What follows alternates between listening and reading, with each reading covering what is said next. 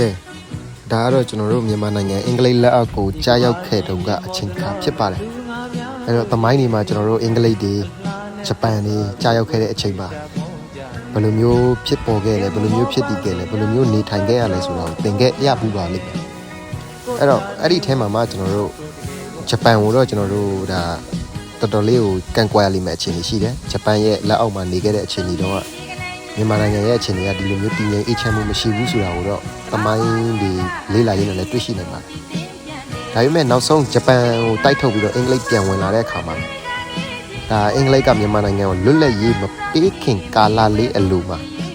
ကျွန်တော်တို့တကြံနားမရောက်ခင်မှာရိုက်ကူးထားတဲ့ဗီဒီယိုလေးဖြစ်ပါတယ်။အဲ့တော့အခုကျွန်တော်တို့လက်ရှိနေရတဲ့အခြေအနေနဲ့အဲ့တော့အခြေအနေနဲ့ကိုနှိုင်းယှဉ်ပြီးတော့ကြည့်ကြပါကျွန်တော်တို့ဘာမှမပြောချင်တော့ကျွန်တော်စွန့်အားပဲကျွန်တော်အရင်ကဆုံးအားပဲအဲ့တော့မိတ်ဆွေတို့ပတ်တာမိတ်ဆွေတို့ဆုံးဖြတ်ပြကျွန်တော်ဆုံးအားပဲ